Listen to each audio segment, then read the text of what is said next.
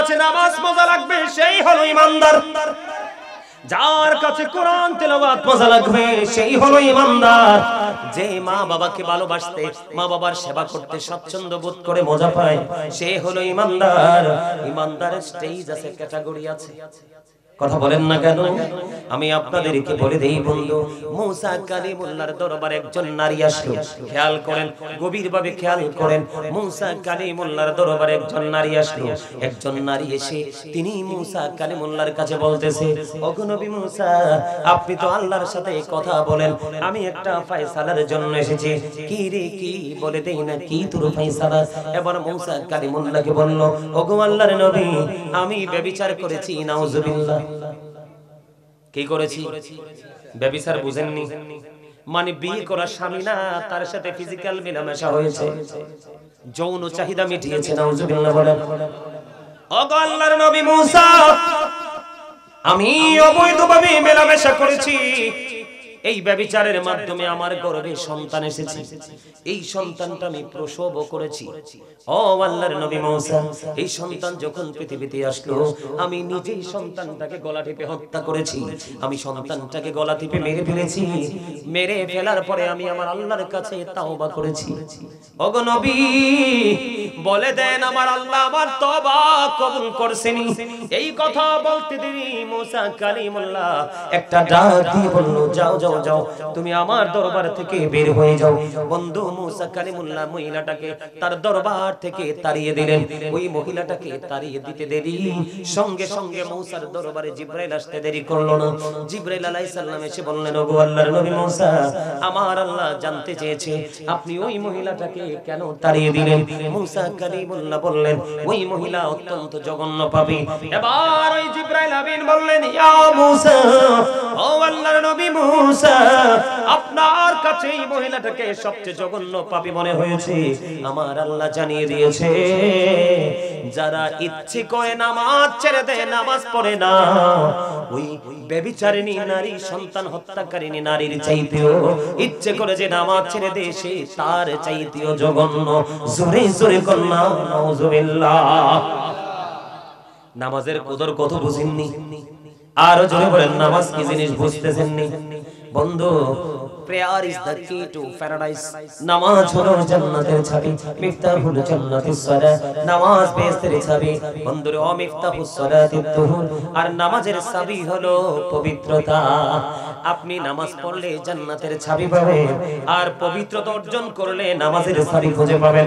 জোরে জোরে কন্যা সুবহানাল্লাহ। ভুলে গেলে চলবে না। আপনাদের আমার মনে হয় আপনাদের দিল্লি গ্রামের মানুষের কাছে জান্নাতের টিকিট আছে। আরেকটা কথা সুবহানাল্লাহ বলেন। আপনাদের এই গ্রামের মানুষের কাছে কি জান্নাতের টিকিট আছে, নাকি আজরাইলকে ম্যানেজ করে ফেলেছেন?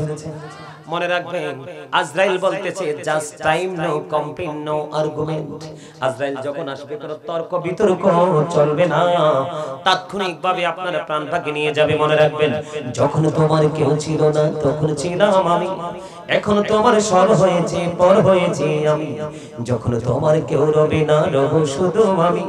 আমার কাছে আসতে হবে, মনে রেখো তুমি। তোরা চাসনি কিছু, তোরা চাসনি কিছু কারো কাছে খোদার মধুর ছাড়া, অন্যের উপর ভরসা ছেড়ে নিজের পায়ে দাঁড়া।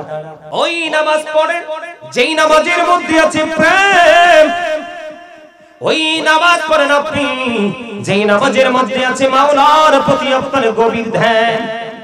ওই নামাজ আপনি পড়েন যেই নামাজের মধ্যে আপনি রাসূলের নামাজের টেকনিক আপনি খুঁজে পান। ওই নামাজ পড়েন যেই নামাজ, ওই নামাজ আপনি পড়েন যেই নামাজে দাঁড়াইলে আপনার সামনে খানায়ে কাবা দেখেন। ওই নামাজ আপনি পড়েন যেই নামাজে দাঁড়িয়ে আপনি ডান দিকে খেয়াল করলে জান্নাত খুঁজে পান।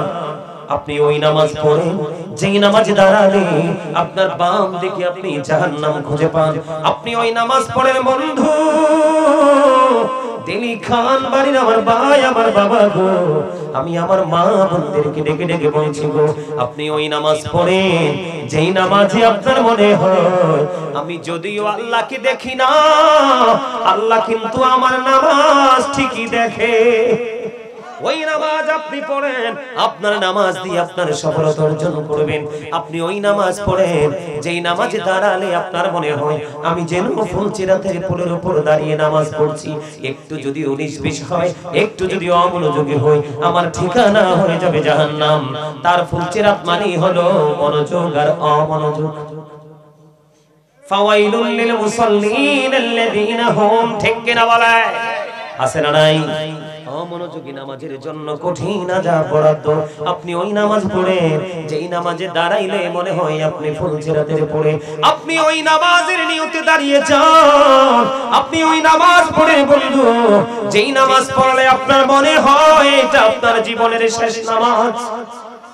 নামাজ শেষ হইতে দেরি রে, আপনার পিছনে আজরাইল আছে, আপনি নামাজ শেষ করতে দেরি, আপনার আজরাইল আপনাকে চেপে ধরে প্রাণটাকে নিতে দেরি করবে না। ওই নামাজ পড়ে, ওই নামাজ পড়ার পরে আপনাকে কেউ মানুষ বানাতে হবে না, আপনি নিজে নিজে মানুষ হয়ে যাবে। কারণ আমার আল্লাহ বলেছেন তোমরা রুকুকারীদের সাথে রুকু করো, আকিমুস সালাতা ওয়া আতুজ যাকাত। আমার আল্লাহ বলেছেন তোমরা নামাজ কায়েম করো, তোমরা যাকাত আদায় করো। আমার আল্লাহ বলেছেন আকিমিস সালাত, তোমরা নামাজ কায়েম করো, কারণ ইন্নাস সালাতা তানহা আনিল ফাহশাই ওয়াল মুনকার। নামাজ মানুষকে খারাপ কাজ থেকে বাঁচিয়ে রাখে। সূরা আনকাবুতের মধ্যে আমার আল্লাহ বলতেছেন নামাজের মতো নামাজ পড়ো, ওই নামাজ তোমাকে মানুষের মতো মানুষ বানিয়ে দিবে, তোমাকে মিথ্যাহীন মানুষ বানিয়ে দিবে, জুলুমহীন মানুষ বানিয়ে দিবে, তোমাকে বন্ধু বিরামহীন ভাবে প্রেমের দরিয়ায় সাঁতার কাটা শিখিয়ে দিবে। ওই নামাজ তুমি পড়ো, ওই নামাজ তুমি একজন নামাজের কারণে এই যদি দিল্লি খানবাড়ির আশেপাশে সব মানুষ যদি নষ্ট হয়ে যায়, তুমি যদি একজন ওই রকম নামাজি হতে পারো, একজন ওই রকম আমার নবীর প্রেমিক হতে পারো, তাহলে ভূমি যতদিন বেঁচে থাকবে ততদিন ওই বাড়ির আশপাশের মানুষগুলো যদি অপরাধী সবাই ভালো থাকতে পারবে। আমার আল্লাহর কাছে পরিপূর্ণ নামাজ এবং ইমানদার এত প্রিয়। জোরে বলেন না সুবহানাল্লাহ। হযরত আবু হুরায়রা রাদিয়াল্লাহু তাআলা আনহু থেকে হাদিস বর্ণিত, খেয়াল করেন বন্ধু, হাসি উড়িয়ে দিন না। আমার সামনে হাজার হাজার মানুষ বসুক এটার জন্য আমি কখনোই প্রত্যাশা করি না। আমি একটা জিনিস আল্লাহর কাছে চেয়ে স্টেজে বসি, আল্লাহ গো যেখানেই যাব মানুষগুলো যেন মনটা খুলে আলোচনাটা শুনে, আজকের আলোচনার পরে যেন তার মধ্যে হেদায়েত নেমে আসে, ওইটা আমি আল্লাহর কাছে চেয়ে প্রত্যেকটা স্টেজে বন্ধু বসে যাই। আমি আপনাদেরকে বলি, মনের মতো যদি আপনি নামাজ পড়েন, আল্লাহ যেভাবে চায় সেইভাবে যদি আপনি নামাজ পড়েন, আপনার জীবন কত নিয়ামতে পরিপূর্ণ হয়ে যাবে বন্ধু। হাদিস শরীফের মধ্যে এসেছে বন্ধু, আমার রাসূল বলেছেন as-সালাতুল খামস ওয়াল জুমআতু ইলাল জুমআ ওয়া রমাদানু ইলা রমাদান মুকাফফিরাতুল লিমা বাইনাহুন্না ইযা তুনিবাতিল কবাইর। আমার রাসূল বলেছেন বন্ধু 5 ওয়াক্ত নামাজ যদি পড়ো, 5 ওয়াক্ত নামাজের মধ্যে গ্যাপ আছে না নাই? আমার রাসূল বলেছেন আল জুমআতু ইলাল জুমআ, এক জুমা থেকে আরেক জুমার মাধ্যমে মধ্যেও গ্যাপ আছে, এক জুমা থেকে আরেক জুমা। আমার রাসূল বলেছেন রমাদান ও রমাদানু ইলা রমাদান, এক রমজান থেকে আরেক রমজানের মধ্যে 360 দিনের একটা গ্যাপ আছে। খেয়াল করেন বিষয়টা, 5 ওয়াক্ত নামাজের গ্যাপগুলো ছোট ছোট। ওয়াল জুমআতু ইলাল জুমআ, এক জুমা থেকে আরেকটা জুমা 5 ওয়াক্ত নামাজের তুলনায় গ্যাপটা একটু বড়। ওয়া রমাদানু ইলা রমাদান, এক রমজান থেকে আরেক রমজান, এই দুইটার মধ্যে বিশাল গ্যাপ। 365 দিনে বন্ধু এক বছর, আর 365 দিনে যদি এক বছর হয়, 30 60 দিন অথবা 29 বা 30 মিলে একদিন কম বেশি হবে। এই দিকে 30 দিন, ওই দিকে 30 দিন আমি মাইনাস করে দিলাম, আর বাকি আছে আপনার আমার কাছে 305 থেকে 6 দিন। কথা বলেন না কেন? আমার রাসূল বলেছেন মুকাফফিরাতুল লিমা বাইনাহুন্না ইযা তুনিবাতিল কাবাইর। ও দিলি খান বাড়ির মানুষ, আমার ভাই আমার বাবা গো, মা বোনদেরকে বেশি বেশি করে বলছি গো, হৃদয় খুলে শোনো গো, আমি আমার বোনদেরকে বলছি গো, হৃদয় খুলে শোনো। কারণ প্রত্যেকটা মা যদি সচেতন হয় রে, সন্তান কখনোই অমানুষ হয় না। আমরা পাঁচটা ভাই বন্ধু। আমার বাবা সরকারি চাকরি করতেন, গভর্নমেন্ট জব করতেন, বাবা সময় দিতে পারেনি। আমরা পাঁচটা ভাই মানুষের মতো মানুষ হয়েছি। এই পুরো শাসনটাই ছিল আমার মায়ের। এখনো পর্যন্ত মায়ের কথার বাইরে যাই না। এই জন্য আমি আমার মা বোনদেরকে অ্যাক্টিভ হতে বেশি বেশি বলি। বাবা জীবন জীবিকার জন্য দৌড়াদৌড়ি করে ছোটাছুটি করে বাবা সন্তানকে সময় দিতে পারে না। মা যদি যথাযথভাবে যদি যোগ্য হতে পারে, সন্তান কখনোই যোগ্য হয় না। ঠিক কিনা বলেন? আরো জোরে বলেন ঠিক কিনা বন্ধু? ওই যে আমি একটু আগে বললাম আপনি কোন নামাজ পড়বেন, আমার দিকে তাকান বন্ধু। আমার রাসূল বলেছেন মুকাফফিরাতুল লিমা বাইনাহুন্না ইদাতুন বাতিল কাবাইর। তোমার এক রোজা থেকে আরেক রোজার গ্যাপ, এক জুমা থেকে আরেক জুমার গ্যাপ, এক পাঁচ ওয়াক্ত নামাজে ফজর থেকে জোহর, জোহর থেকে আসর, আসর থেকে মাগরিব, মাগরিব থেকে ইশা, এর মধ্যে যত গ্যাপ আছে ওই গ্যাপের সবগুলো গুনার জন্য কাফারা হয়ে যাবে ওই তোমার আগে পরের নামাজগুলো। যদি তুমি কবিরা গুনাহ থেকে বেঁচে থাকতে পারো, তাহলে নামাজ তোমার জন্য অবর্ণনীয় নেয়ামত। বন্ধু, ওই যে পূর্বসূরি আমি আপনাদেরকে বলি, যারা আজকে ইসলামকে ধ্বংস করতেছে, আমাদের মতো দাড়িওয়ালা টুপিওয়ালা, আপনি দেখবেন তারা সুন্নাত নামাজ পড়ে না, নফল নামাজ পড়ে না। কথা বলেন না কেন? আমি কি ভুল বলেছি কিনা? দেখবেন তারা মসজিদের মিম্বরে যাবে, হুটহাট করে ফরজ পড়ে বের হয়ে যাবে, তারাও সুন্নাত নফল নামাজ পড়বে না এবং অন্যদেরকেও নামাজ পড়তে দিবে না। কারণ তারা তাদের যে পূর্বসূরি যে আইম্মায়ে কেরাম বুজুর্গ, তাদেরকে ফলো করে না, তাদেরকে সম্মান করে না। এই জন্য তাদের এই সমস্যা দিন দিন বিস্তৃত হয়ে যাচ্ছে। রাসূল বলেছে, কেউ যদি ইচ্ছে করে একটা সুন্নাত নামাজ ছেড়ে দেয়, আমি তাকে আমার উম্মত বলে স্বীকার করব না। তুমি যদি নবীর উম্মত হতে না পারো, তুমি আল্লাহর বান্দা হওয়ার যোগ্যতা তুমি রাখো না। কারণ নবীকে পাঠাইছে আল্লাহ, নবীজির মাধ্যমে আমাদের কাছে আল্লাহর পরিচয় জানিয়ে দিয়েছে। বন্ধু, আমি আপনাদেরকে বলে দেই, ইমাম বুখারী সিয়াসিত্তার অন্যতম হাদিস গ্রন্থ হলো বুখারী শরীফ। এই বুখারী শরীফের নির্মাতা ইমাম বুখারী, তিনি বন্ধু নামাজে দাঁড়িয়ে গেলেন। নামাজে যখন দাঁড়িয়ে গেলেন, নামাজ বিরামহীন ভাবে পড়তেছেন। নামাজ পড়তে পড়তে পড়তে পড়তে পড়তে পড়তে বন্ধু নামাজ শেষ হয়ে গেল। নামাজ যখন শেষ হয়ে গেল, নামাজ শেষ হয়ে যাওয়ার পরে এবার উনি ওনার ছাত্রকে একটা ডাক দিলেন। ছাত্রকে ডেকে বললেন, বাবু আমার কাছে আসো, এসে দেখো আমার জুব্বাটার নিচে কি যেন ঢুকিয়েছে। এবার বন্ধু ইমাম বুখারীর একটা ছাত্র উস্তাদের জুব্বাটা, পাঞ্জাবিটা উঠালেন। পাঞ্জাবিটা উঠিয়ে দেখে ওই পাঞ্জাবির নিচে বিষাক্ত ভেঙ্গুল পোকা একটা দুইটা নয়, 10-10টা কামড় দিয়েছে। জোরে জোরে কন্যা আল্লাহু আকবার। কয়টা কামড় দিয়েছে? 10টা কামড় দিয়েছে।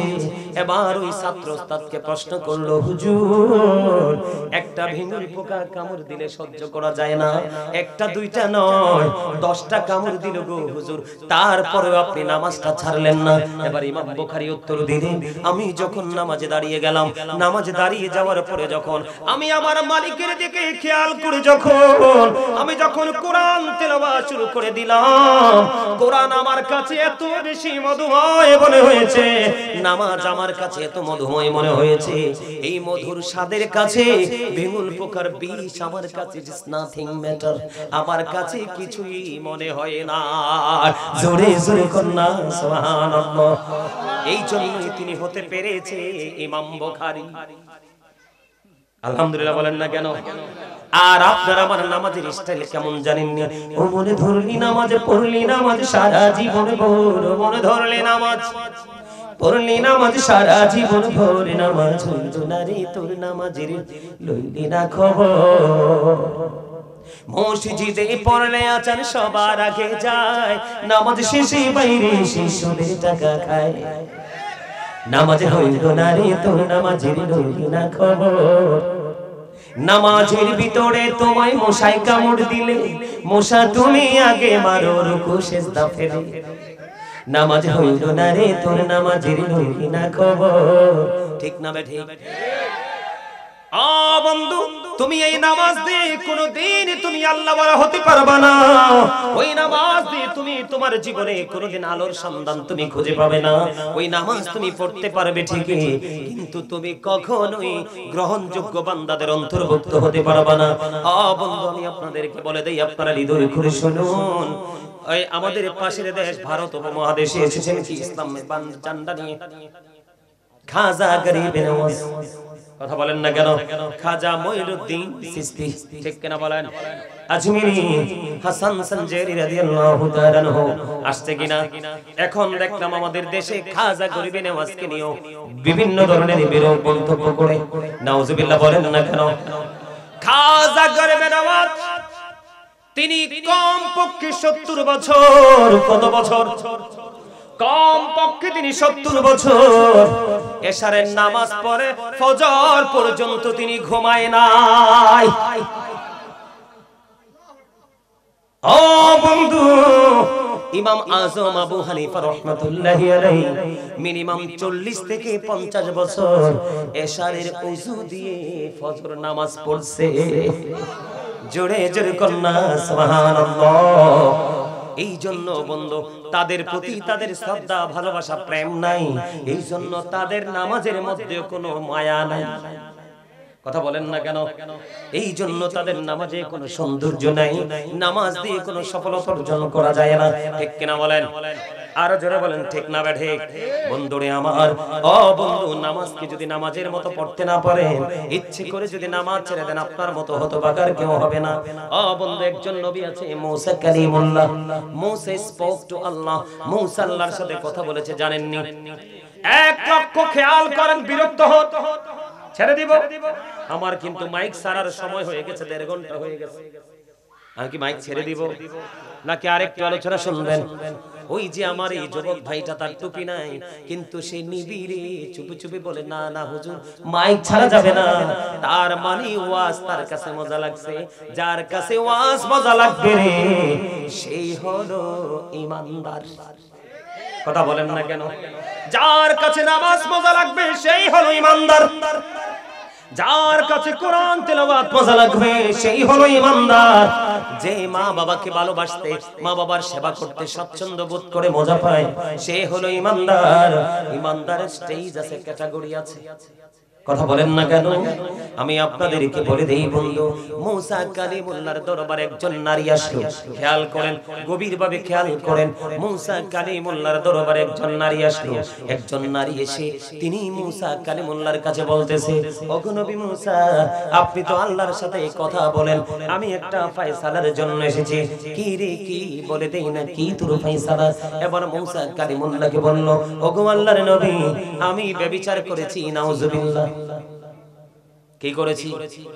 ব্যভিচার বুঝেননি? মানে বিয়ে করা স্বামী না, তার সাথে ফিজিক্যাল মেলামেশা হয়েছে, যৌন চাহিদা মিটিয়েছে, নাউজুবিল্লাহ বলেন। ওগো আল্লাহর নবী মুসা, আমি অবৈধভাবে মেলামেশা করেছি। এই ব্যভিচারের মাধ্যমে আমার গর্ভে সন্তান এসেছে।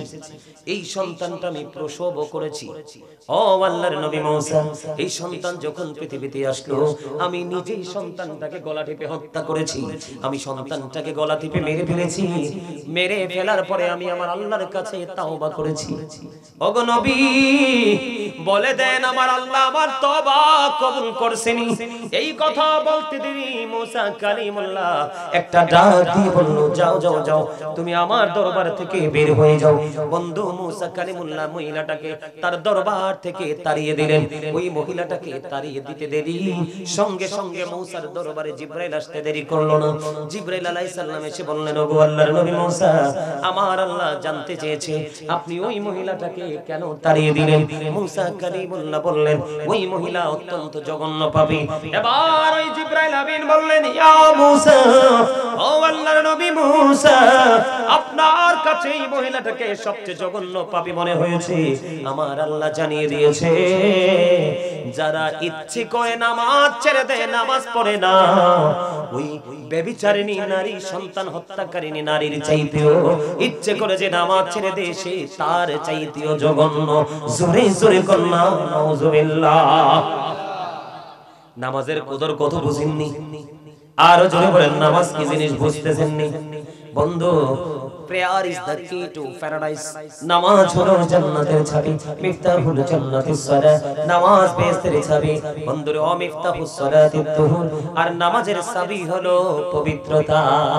আপনি নামাজ পড়লে জান্নাতের চাবি পাবেন, আর পবিত্রতা অর্জন করলে নামাজের চাবি খুঁজে পাবেন। জোরে জোরে কন্যা সুবহানাল্লাহ।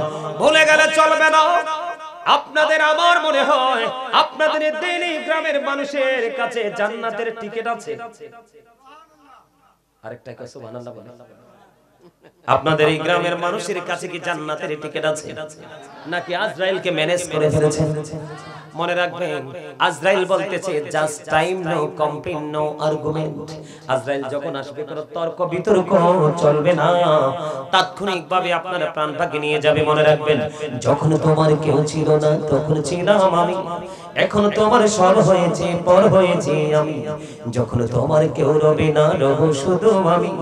আমার কাছে আসতে হবে মনে রেখো তুমি, তোরা চাসনি কিছু, তোরা চাসনি কিছু কারো কাছে খোদার মধুর ছাড়া, অন্যের উপর ভরসা ছেড়ে নিজের পায়ে দাঁড়া।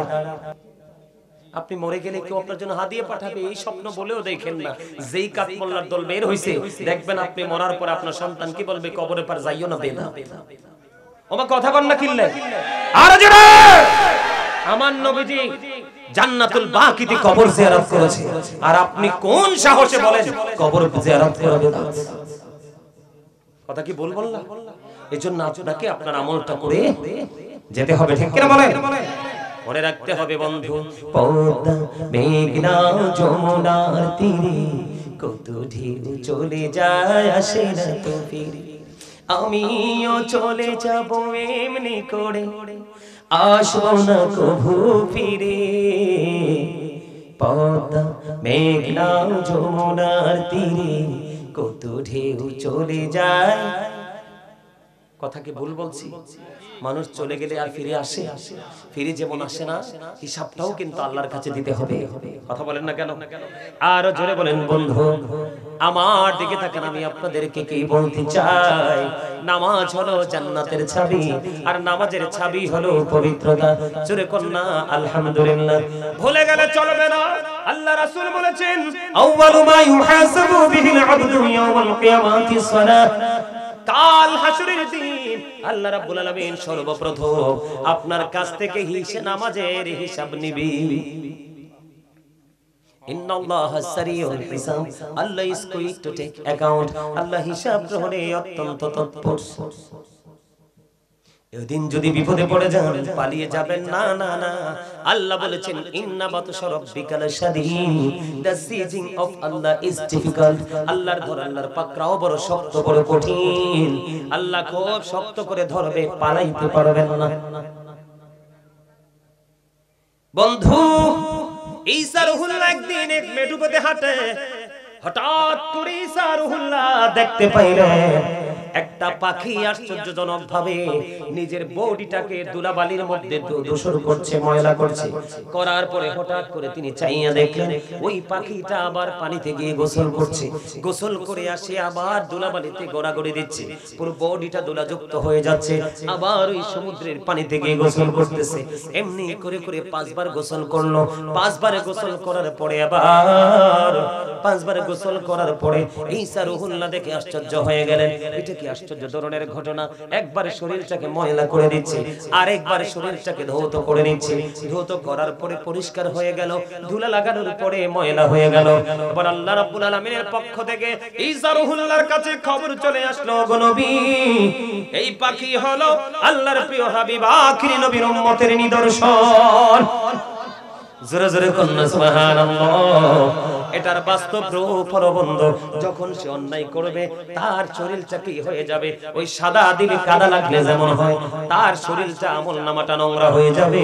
যখন সে নামাজ পড়বে তার এই নোংরা জিনিস দূর হয়ে পরিষ্কার হয়ে যাবে। এটা ঈসা নবীর জীবনীতে নয়, ও বন্ধু, হাদিস শরীফের মধ্যে এসেছে। হাদিস শরীফের মধ্যে এসেছে ভিন্ন ভাবে। আপনার আমার প্রাণের রাসূল বলেছে, তোমাদের বাড়ির আঙিনায় যদি কোনো পুকুর থাকে, কোনো খাল থাকে, কোনো নদী থাকে, এক কথায় কোনো জলাশয় যদি থাকে তোমাদের বাড়ির আঙিনায়, তোমরা যদি এই জলাশয়ের মধ্যে দৈনিক 5 বার যদি গোসল করো, তোমাদের শরীরে কোনো ময়লা থাকবে না। 5 বার গোসল করলে তোমার শরীরে কোনো ময়লা কোনো দুর্গন্ধ থাকবে না। ঠিক তেমনি ভাবে তুমি যদি 5 ওয়াক্ত নামাজ যদি সঠিকভাবে পড়তে পারো তাহলে তোমার আমল নামায় কোনো গুনাহ থাকবে না। জোরে জোরে কন্যা সুবহানাল্লাহ। আরেকটু মহব্বতে বলুন না সুবহানাল্লাহ। তাহলে নামাজের দরকার আছে না নাই? নামাজ কত বড় নিয়ামত বন্ধু। হযরত আবু যর রাদিয়াল্লাহু তাআলা আনহু থেকে হাদিস বর্ণিত। আমার দিকে খেয়াল করেন, আমার রাসূল শীতের দিনে বের হলো। আপনাদের বেইলি খানবাড়ির আশেপাশে শীতের দিনে গাছের পাতা ঝরেনি? সব পাতা ঝরেনি? সব পাতা বলে ঝরে। সুপারি গাছ, নারকেল গাছ, তাল গাছের পাতা ঝরে সব শীতের দিনে। খেজুর গাছ এদিকে সব সময় ঝরে? এটি টাইম মতো ঝরে, নাহলে সব গাছের পাতাই শীতের দিনে আসলে ঝরে যায়। ঠিক কিনা বলেন? বিরামহীন ভাবে ঝরে। গাছের দিকে তাকাইলে দেখা যায় গাছটা শূন্য, আর মাটির দিকে তাকাইলে দেখা যায় পাতায় পরিপূর্ণ। ঠিক না ভাই? এই এই এই কি কথা, কি কথা বলা যাবে না? আমি শেষ পর্যন্ত চলে আসছি। তোমাদের নসিব ভালো, তোমরা যে শেষ সময় হইলেও জান্নাতের বাগানে বসছো, খুশনসিব। শেষ ভালো যা, আমি শেষের দিকে চলে আসছি, ডিস্টার্ব করো না ভাই। তোমরা তো সব সময় মোবাইল নিয়ে থাকো, এইজন্য এটার হিসাব বুঝো না। তোমরা যেটা নিয়ে থাকো এটা তোমাদেরকে জাহান্নামে পৌঁছাবে, কারণ এটার মধ্যে যা আছে সব ইহুদিদের কালচার। কার? ওমা ওমা ওমা, হাও কয় না, নাও কয় না, কার? কার? ঠিক না ভাই? ঠিক না? ইহুদি সম্পর্কে আল্লাহ কি বলেছে? এই জালিবে চিরনি, জালিবে, হ্যাঁ,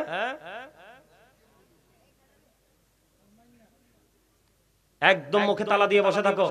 ভদ্রতার সাথে কথা বললে বলবা, না হয় চুপ করে বসে থাকবা। আর না হয় বাড়ি যেয়ে বসে থাকো, তাবারুকের একটু আগে চলে এসে তাবারুক নিয়ে যাবে, যাও। যারা শুরু থেকে মাহফিল শুনতেছে তাদেরকে তাবারুক দিব আমরা একটা করে, আর যারা পরে আইবো তাদেরকে দিব দুইটা।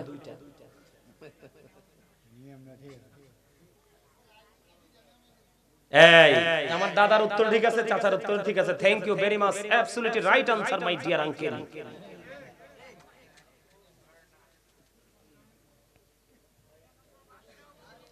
আমার নবীজি শীতের দিনে বের হলো। শীতের দিনে বের হওয়ার পরে এবার রাসূল চাইয়া দেখলেন শীতের কারণে শুষ্ক হয়ে গাছের পাতাগুলো ঝরে ঝরে পড়ছে। আমার নবীজি গাছের ডাল দুইটা ধরলো।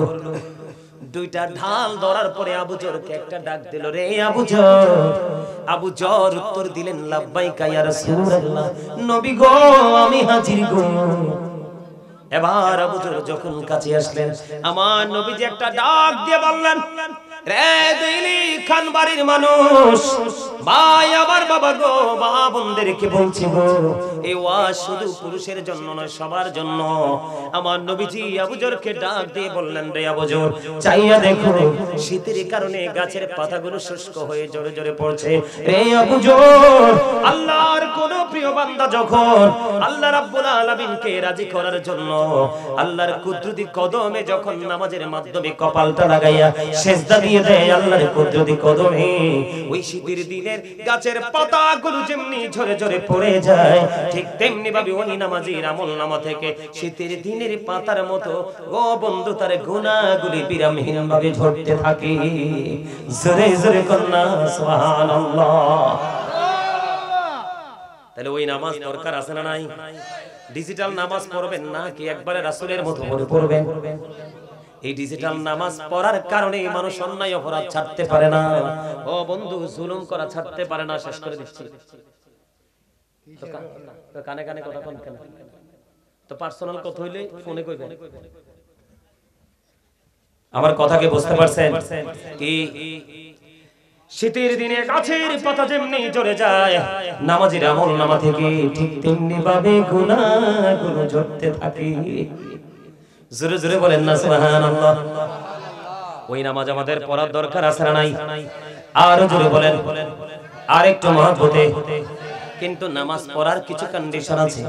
রাসূল বলেছেন, মান সাল্লাল বারদাইনি দাখালাল জান্নাহ, যে ব্যক্তি শীতল সময়ের 2 ওয়াক্তের নামাজ পড়বে তার ঠিকানা হয়ে যাবে জান্নাত।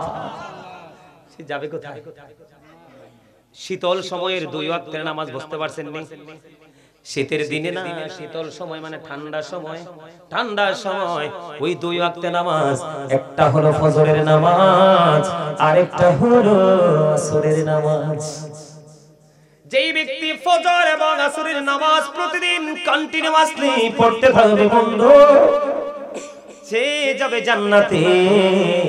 তোমরা তো রাত 12টা পর্যন্ত মোবাইল টিপো, মোবাইলে গেমস খেলো, এবং সবচেয়ে বড় নষ্ট কাজ তোমরা আইপিএল বিপিএল খেলা শুরু হইলে জুয়াটাও খেলো।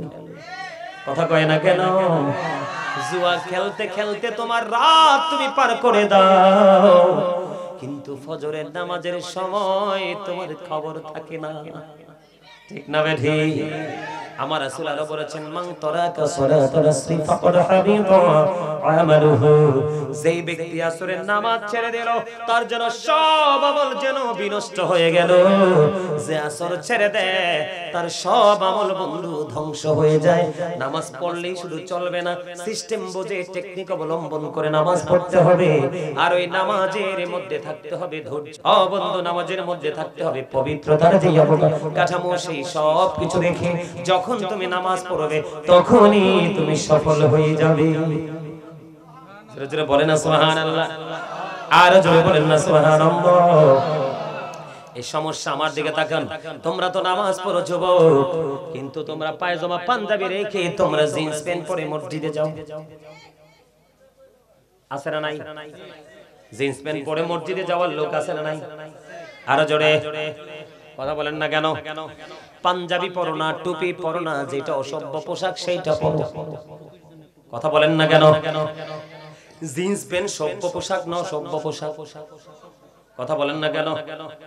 আপনাদের বক্তব্যের উপর নির্ভর করে আমি ফয়সালা দিব। জিন্স প্যান্টটা কি কালা না সাদা? কালা কালা। বুখারী শরীফের মধ্যে এসেছে বন্ধু, যে ব্যক্তি টাকনুর নিচে ঝুলিয়ে ঝুলিয়ে পোশাক পরবে তার ঠিকানা হবে জাহান্নাম। আমি আপনাদেরকে বলি, আপনারা আমার প্রাণের রাসূল তিনি কি বলেছেন? এদিকে তাকান। আপনারা আমার প্রাণের রাসূল তিনি কি বলেছেন বন্ধু? কোরআনে, আমি কোরআন থেকে আগে বললে, নারীর পর্দা হলো মাথা থেকে পা পর্যন্ত ঢেকে রাখতে হবে। এটা হলো নারীদের জন্য পর্দা। এই পর্দা করা নারীদের জন্য ফরজ। আর আপনি আমি পুরুষ, পুরুষের পর্দা করার সিস্টেম আলাদা। আল্লাহ বলেছেন লিবাসুত তাকওয়া যালিকা খায়র। আল্লাহর কাছে সবচেয়ে পছন্দের পোশাক হলো তাকওয়ার পোশাক। ও দেরি খানবাড়ির আমার যুবক বন্ধুরা, তোমরা কথাটা প্রাণ খুলে শোনো। আমি তোমাদের দিকে তাকায়া বলতেছি, এদিকে তাকাও। পুরুষের পোশাক পুরুষের ফরজ, নারীর যেমন পর্দা ফরজ পুরুষেরও তেমন পর্দা ফরজ। পুরুষের পর্দা হলো বন্ধু, লুঙ্গি বলেন, প্যান্ট বলেন, পায়জামা বলেন, ট্রাউজার বলেন, যেটাই পরেন আপনার উপর দিয়া থাকবে নাভি বরাবর, আর নিচের দিক দিয়া থাকবে টাকনুর উপরে। নাভির উপরে রাখতে হবে, কোন ভাবে আপনি নাভির নিচে পড়তে পারবেন না। উপর দিয়ে রাখতে হবে নাভি বরাবর, আর নিচের দিক দিয়ে রাখতে হবে টাকনুর উপরে। এই কন্ডিশনে পোশাক পরা বন্ধু ফরজ। এইভাবে যদি আপনি পোশাক পরতে পারেন তাহলে জাহান্নাম থেকে আপনি বাঁচবেন। আল্লাহর নবী মসজিদে অবস্থান করতেছে, হঠাৎ করে এক ব্যক্তি এসে নামাজের নিয়ত করে ফেললো। নবীজি বললেন তুমি ওযু করে আসো। তিনি বন্ধু ওযু করতে গেলেন, ওযু শেষ করে এসে তিনি আবার নামাজের নিয়ত বাঁধলেন। নবীজি আবার বললেন তুমি ওযু করে আসো। আবার তিনি ওযু যখন নামাজের নিয়ত করলেন, আমার নবীজি বললেন তুমি ওযু করে আসো। এক এক করে তিনবার বলল। তৃতীয় পারসন আমার রাসূলকে প্রশ্ন করলেন, ইয়া রাসূলুল্লাহ, ইয়া হাবিবাল্লাহ, নবী গো, বারবার তাকে বলতেছেন ওযু করে আসার জন্য, কেন গো নবী? আমার নবীজি বললেন, সেই যেই পোশাক পরে নামাজে দাঁড়িয়েছে ওই পোশাক পরে কিয়ামত পর্যন্ত নামাজ পড়তে পারবে, আল্লাহর দরবারে সেই নামাজ কবুল হবে না। কারণ নামাজের আগে তার পোশাকের সৌন্দর্য আগে দেখতে হবে। কারণ পোশাকের একটা মাপকাঠি আছে, শরীয়তের সৌন্দর্য আছে বন্ধু। তুমি নামাজ পড়তে পারবা, আমি যেই ওয়াজ করেছি তোমার এই পোশাকটা পরা মনে রাখতে হবে ফরজ। এটা সুন্নাত না নফল না যে তুমি উড়িয়ে দিবে। তোমাকে বোঝে নেই, তুমি মনে মনে বলবে হুজুর আমি জিন্স প্যান্ট পরবো, ছাড়বো না, আমি টাকনুর তার উপরে বইটা তুলে ফেলবো। মেনে নিলাম তুমি টাকনুর উপরে তুমি বইটে প্যান্টটা তুলে ফেলবে, কিন্তু তুমি উপর দিয়া নাভি বরাবর কেমন করে আনবা? এটা হাজার চেষ্টা করলেও নাভির কাছে আসে না। কথা বলেন না কেন? কারণ এই পোশাকটার জন্মই হয়েছে ছোট্ট হয়ে। বল হুজুর আবিষ্কার করলো কে? আবিষ্কার করেছে বেঈমান কাফেরেরা। আমার আল্লাহ কোরআনে বলেছে ইন্নাল কাফিরিনা কানু লাকুম আদুওয়াম মুবিনা। আবার আল্লাহ বলেছেন the heretics are the eternal enemy of the believers. ঈমানদারদের প্রকাশ্য শত্রু হলো বেঈমান কাফেরেরা। যেমনি ভাবে জিন্স প্যান্ট আবিষ্কার করে তোমার পুরুষের পর্দা বিনষ্ট করে দিয়েছে, তেমনি ভাবে নারীদের পাতলা জামা পাতলা শাড়ি তৈরি করে নারীদের পর্দা ভেঙে দিয়েছে। ঠিক কিনা বলেন? এখনকার নারীরা যখন জামার সাথে ওড়নার সাথে যখন ওড়না মাথায় দেয় তখন মনে হয় যেন ফেলুন জাল মাথায় দিছে। কথা কয় না কেন? আমরা তিনটা বাঁশ দিয়ে একটা জাল বানাইতাম, মাছ ধরছি অনেক। এটাকে আমরা কুমিল্লায় আমরা ফেলুন জাল কই, মনে হয় যেন জাল মাথায় দিছে। আল্লাহ রাসূল বলেছেন যেই পুরুষ আমার দিকে তাকান, যেই পুরুষ পোশাক পরার পরেও তার লজ্জাস্থান দেখা যায় সেই পুরুষ হলো ল্যাংটা পুরুষ। যেই নারী পোশাক পরার পরেও তার অঙ্গ দেখা যায় সেই নারী হলো উলঙ্গিনী নারী। আমার কথা নয়, হাদিস শরীফের কথা বন্ধু। তাহলে নারী যেমন বিপদে পুরুষও তেমন বিপদে। গায়ের জোরে কিছু করো না, তুমি দুনিয়ার যা খুশি তাই করো, কিন্তু আলেমদের সাথে যোগ্য আলেম হতে হবে, দক্ষ আলেম হতে হবে। তাদের সাথে প্রেমের ডুরি লাগাইয়া তুমি তোমার রাস্তাটাকে সঠিকভাবে পরিচালনা করো, তাহলে তুমি ধন্য হয়ে যাবে, অন্যথায় তুমি হবে নগণ্য। আমার কথা কি বুঝতে পারছেন? খারাপ লাগছে? জিন্স প্যান্টটা পরা যাবে? ও যুবক, তোমাদের কি পরে প্যান্টটা পরো না। ওই দিন দেখি একটা জানেননি প্যান্ট পরছে পুরো হাঁটুটা দেখা যায়, পুরো হাঁটুটা দেখা যায়, প্যান্টটা ছিঁড়া। আমি ছেলেটাকে বললাম তুমি আমাকে বলো তুমি কি দোকানদারকে ছিঁড়া টাকা দিয়েছো? বলে হুজুর আপনি কি বললেন, ছিঁড়া টাকা তো অচল। যদি টাকা ছিঁড়া অচল হয় তোমার ছিঁড়া প্যান্টটাও তো অচল হওয়ার কথা ছিল। কথা বলেন না কেন? ছিঁড়া টাকা যদি বাংলাদেশের মুসলমানের কাছে অচল হয় তাহলে ইহুদিদের এই ডিজিটাল পোশাক অসভ্য পোশাকটা তুমি ইমানদার হিসাবে তোমার কাছে অচল হওয়ার কথা ছিল। যেহেতু তুমি অচল বলে ঘোষণা দিতে পারো না, তোমার ঈমানে গলদ আছে। কথা বলেন না কেন? আরো জোরে বলেন না। আমি আপনাদেরকে একটা एग्जांपल দেই। হযরত আবু বকর সিদ্দিক রাদিয়াল্লাহু তাআলা ইসলামের জন্য সব সম্পত্তি খরচ করে দিল। খরচ করতে করতে করতে করতে বন্ধু একেবারে দোস্ত হয়ে গেল। বন্ধু তিনি যখন দোস্ত হয়ে গেল, একদিন হঠাৎ করে আযান দিয়ে দিল। কিন্তু হযরত আবু বকর আজকে নামাজে যেতে পারে না। কেন যেতে পারে না? তোনার পোশাক পর্যন্ত নাই। নামাজ পড়তে হলে শরীয়তের শর্ত মেনে পোশাক পরতে হবে। আবু বকরের শরীরে পোশাক নাই, ছোট্ট একটা জামা উনি পরে রেখেছে বন্ধু। এবার তিনি কি করলেন, ওই ছোট্ট জামার সাথে বালিশের গিলাপ ছেড়ে তিনি জোড়া লাগাইলেন। জোড়া লাগাইতে গিয়ে তিনি খেজুর পাতাকে খেজুর কাটাকে সুই বানালেন, খেজুর পাতাকে সুতা বানালেন। তিনি খেজুর কাটা এবং পাতা দিয়ে জামাটাকে লম্বা করে করে বানালেন। লম্বা করে নামাজ পড়ে যাইতে দেরি হয়েছে কিনা বলেন? যখন দেরি হয়ে গেল আমার নবীজি মসজিদের গেটে যাইতে দেরি ডাক দিয়ে বললেন, রে আবু বকর, আমি থাকা অবস্থায় তোমাদের এই অবস্থা, আমি চলে গেলে না জানি কি অবস্থা হবে। আবু বকর ডেকে ডেকে বললেন, ইয়া রাসূলুল্লাহ, আমি ইচ্ছে করে এমনটি করিনি গো নবী। এবার নবীজি নামাজ শেষ করে ফেললেন। নামাজ শেষ করার পরে এবার নবীজি যখন মসজিদের গেটে বাইরে হয়ে যাবে কদম বাড়িয়ে দিলেন। এবার চাইয়ে দেখলেন জিবরাইল আলাইহিস সালাম খেজুর পাতার পোশাক পরে আমার নবীর সামনে জোরে জোরে কন্যা সুবহানাল্লাহ। এবার আমার নবীজি একটা ডাক দিয়ে বললেন, রে জিবরাইল, আপনি যখন আমার কাছে আসেন অত্যন্ত সুন্দর সুন্দর জান্নাতি ড্রেস থাকে, কিন্তু আজকে কেন খেজুর পাতার পোশাক? এবার জিবরাইল ডাক দিয়ে বললেন, ইয়া রাসূলুল্লাহ, ইয়া হাবিবাল্লাহ, নবী গো, আপনি চাইয়া দেখেন আবু বকরের পরনে খেজুর পাতার পোশাক। জোরে জোরে কন্যা সুবহানাল্লাহ। ওগো নবী, আবু বকরের সব তিনি দিনের জন্য আল্লাহর সন্তুষ্টির জন্য তিনি দান করে দিল। আজকে পোশাকও নাই, একদিকে পোশাক নাই আর একদিকে আযান। তিনি নামাজও ছাড়তে পারবে না, কারণ এটা আমার মালিকের অর্ডার। এবার আবু বকর চিন্তা করলেন, নামাজ ছাড়বো না। খেজুর পাতা দিয়ে জামা বানাইয়া তিনি নামাজ পড়তে গেলেন। ও নবী গো, যখন আবু বকর খেজুর কাটা এবং খেজুর পাতা দিয়ে জামা বানাইয়া তিনি যখন এবার কি করলেন, নামাজের দিকে রওনা দিলেন।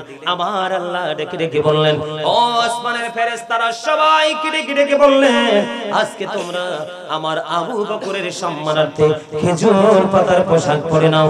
ও নবী গো, ইয়া রাসূলুল্লাহ, ইয়া হাবিবাল্লাহ, নবী গো, আজকে আমি জিবরাইল না। ও বন্ধু, শুধু আমি জিবরাইল না, আজকে আসমানের সকল ফেরেশতারা আজকে আবু বকরের সম্মানার্থে খেজুর পাতার পোশাক পরেছি। জোরে জোরে কন্যা সুবহানাল্লাহ। ওই নামাজ পড়েন, আমি আপনাদেরকে বলি, আল্লাহ বলেছেন আল্লাযীনা আমানু, যারা ঈমান এনেছে, ওয়া কানু ইয়াত্তাকুন, এবং তাকওয়া অবলম্বন করেছে, লাহুমুল বুশরা, তাদের জন্য সুসংবাদ, ফিল হায়াতিদ দুনিয়া, দুনিয়ার জীবনে, ও ফিল আখিরা, এবং পরকালের জীবনে।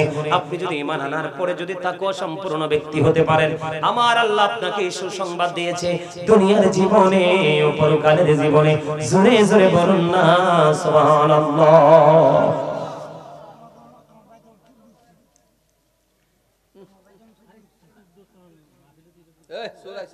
আলহামদুলিল্লাহ বলেন, আরো জোরে বলেন আলহামদুলিল্লাহ।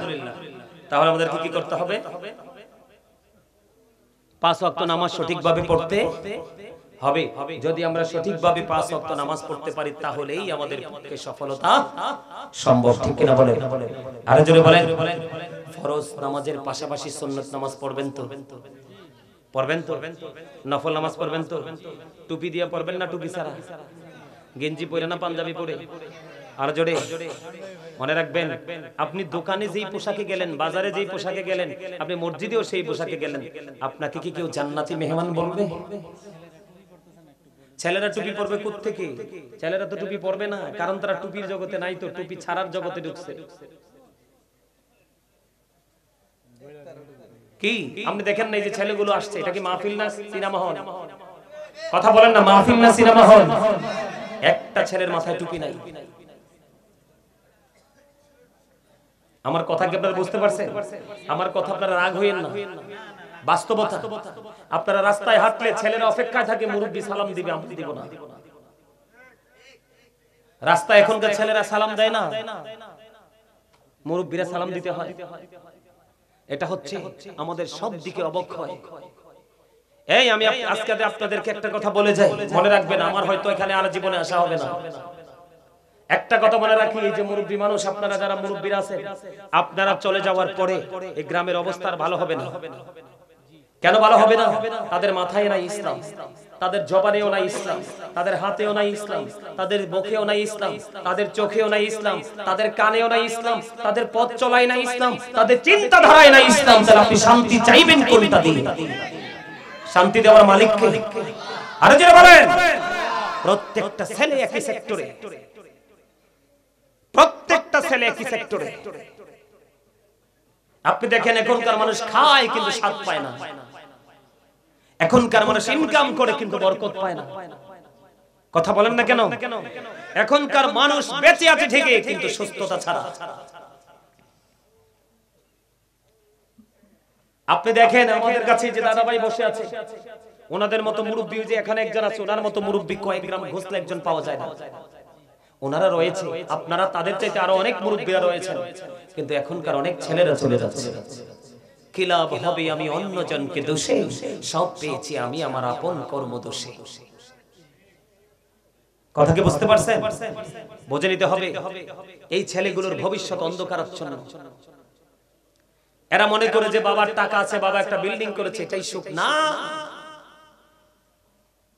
তুমি 4 দেয়ালে ঘুমাবে কিভাবে? 4 দেয়ালের মধ্যে ঘুমাতে তো পারবে না। যে মানুষটা তোমাকে ঘুম পাড়িয়ে দিবে, সেই মানুষটাই তো অশান্ত, সেই মানুষটা শান্ত নয়। আর এটার জন্য দায়ী হলো বাবা মা, 100% দায়ী বাবা মা।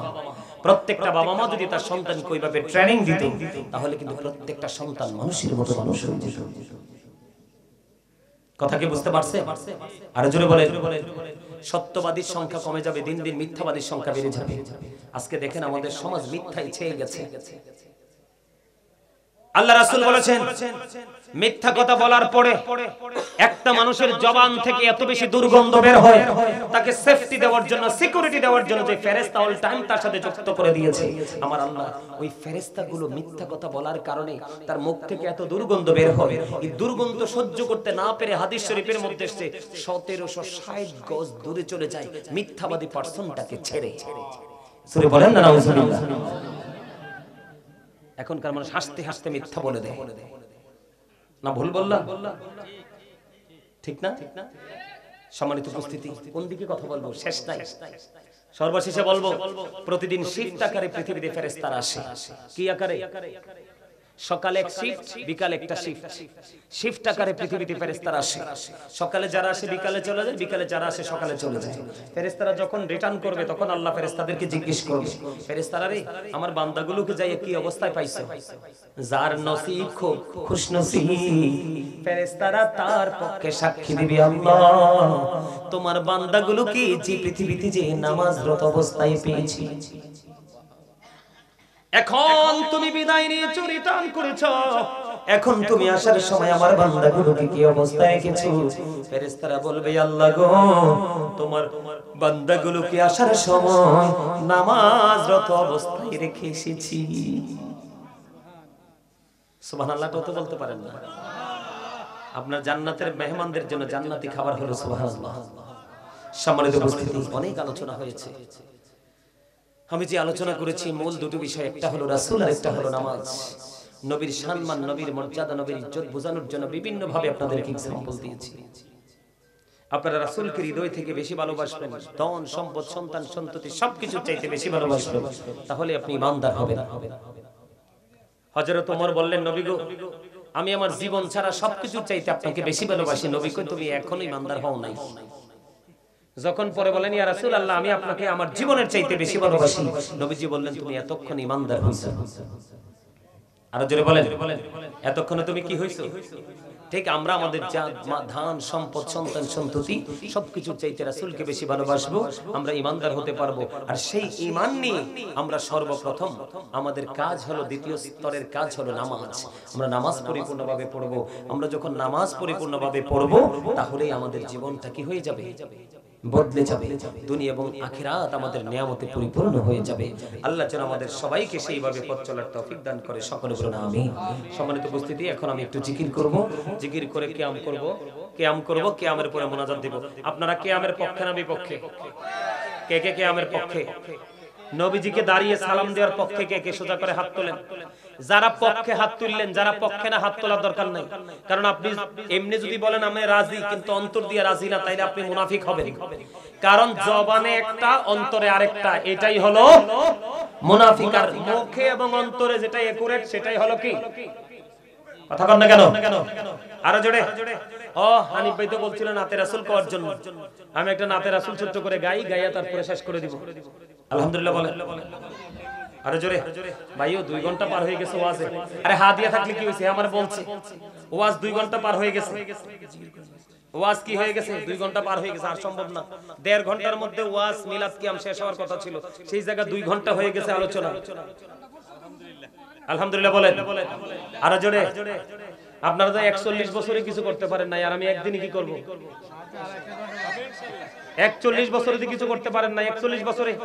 এই মিয়া দিক তাকান, আগামী বছর যদি মাহফিল করেন, আমি একটা কথা বলে যাই, তাবারক বন্ধ করে দিবেন।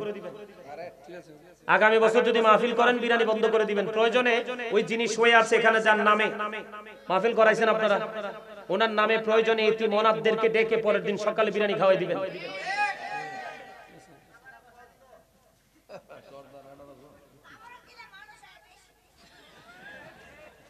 ছোট্ট একটা বাচ্চা, সেও কিন্তু কৌশলটা বুঝতে পারছে।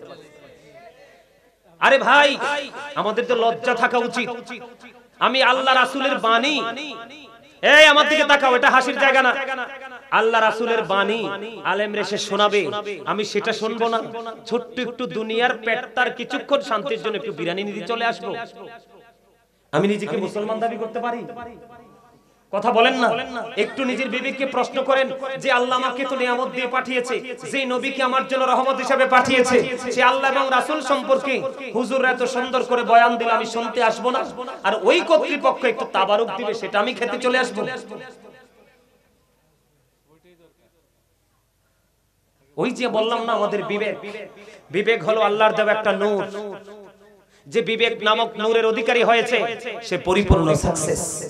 আর বিবেক নামক নূর যে পায় নাই, তার মতো হতভাগা কেউ হতে পারে না। ঠিক কিনা বলেন? নোয়াখালীর ভাষা একটা গজল গাইবো। আর মৃত্যুর কিছুক্ষণ আগে আলা হযরত একটা গজল লিখেছিলেন। হানিফ ভাই গজল শোনার জন্য 1000 টাকা হাদিয়া দিয়েছে। মারহাবা বল, আর জোরে বলেন মারহাবা, আরেকটু মহব্বতে বলেন মারহাবা। গজলটা কি গাইবো? আপনারা আমার সাথে সুর দিবেন তো? আর জোরে বলেন। सबसे औला वाला हमारा नबी, सबसे बाला वाला, সবাই বলেন सबसे औला वाला हमारा नबी, सबसे बाला वाला, अपने मौला का प्यारा हमारा नबी, अपने मौला प्यारा हमारा नबी, दोनों आलम का दुल्हा हमारा नबी, सबसे औला वाला नबी, सबसे बाला वाला, अपनी मौला का प्यारा हमारा नबी, अपनी मौला नबी, दोनों आलम का दुल्हा, दोनों आलम का दुल्हा, सबसे औला वाला नबी, सबसे बाला वाला, खुल्कों से औलिया, औलिया से रसूल, खुल्कों से औलिया से रसूल, व रसूलों से आला हमारा नबी, सबसे औला वाला नबी, सबसे बाला वाला हमारा नबी। मरहबा, আর যারা বলেন মারহাবা। ভালো লাগছে না? আর তো রইছে তো, আরে আরো বড় বহুত রইছে। সবটা গাউন যাইতো না, সবটা গাওয়া যাইতো না, সবটা গাওয়া যাইতো না। আরেকটা নোয়াখালীর ভাষা গাইবো। নোয়াখালীর ভাষা বুঝেননি? নোয়াখালীর ভাষাটা একটু বাঁকা। কে শুনবেন? আর যারা বলেন আচ্ছা হেইয়া গামো আনি। ওমর ফারুক ভাই দিয়েছেন 500 টাকা হাদিয়া। মারহাবা বলেন আরো জোরে। আপনাদের এখানে তুমি প্রেমে নাই কি গমু গছো?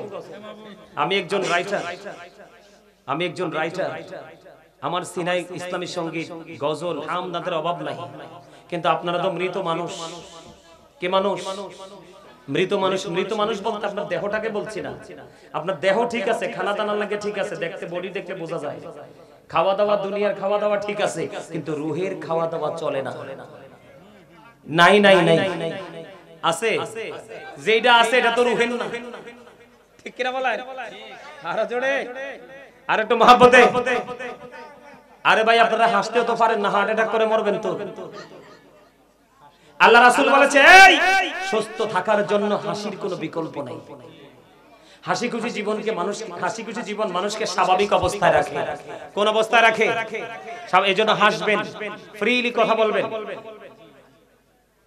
বিজ্ঞানীদের বিজ্ঞানী আমি কোন বিজি, এমন দয়াল নবী আর হাইবানি, এমন দয়াল নবী খুঁজা হাইবানি। বিজ্ঞানীদের বিজ্ঞানী অঙ্গ নবীজি, বলেন বিজ্ঞানীদের বিজ্ঞানী অঙ্গ নবীজি। এমন দয়াল নবী আর হাইবানি, এমন দয়াল নবী খুঁজা হাইবানি। বিজ্ঞানীদের বিজ্ঞানী অঙ্গ নবীজি। বিজ্ঞানীরা রকেট যদি চাঁদের দেশে যায়, অঙ্গ নবী রকেট ছাড়া মেরাজ শরীফ যায়। ঠিক করে বলেন, ঠিকটা ভালো করে বলতে পারেন না? আমার নবী কি রকেটে গেছে? ঘোড়াকে সাওয়ার হয়েছে, যেটা পৃথিবীর মানুষের দেখার সক্ষমতা। বিজ্ঞানীরা রকেট যোগে চাঁদের দেশে যায়, অঙ্গ নবী রকেট ছাড়া মেরাজ শরীফ যায়।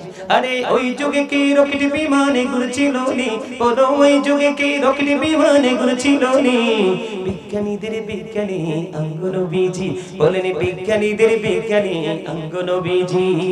এমন দয়াল নবী আর হাইবানি, এমন দয়াল নবী খুঁজা হাইবানি।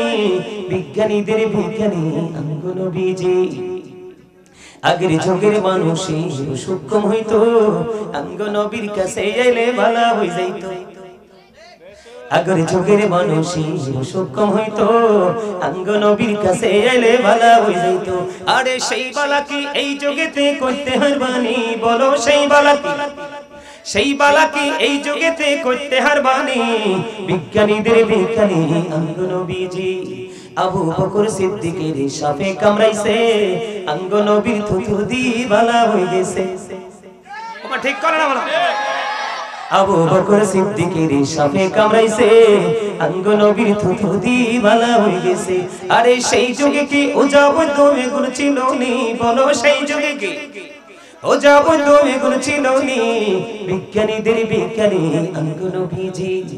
এমন দয়াল নবী আর হাইবানি, এমন দয়াল নবী খুঁজা হাইবানি। বিজ্ঞানীদের বিজ্ঞানী অঙ্গ নবীজি। মারহাবা বলেন না, আর জোরে বলেন না মারহাবা।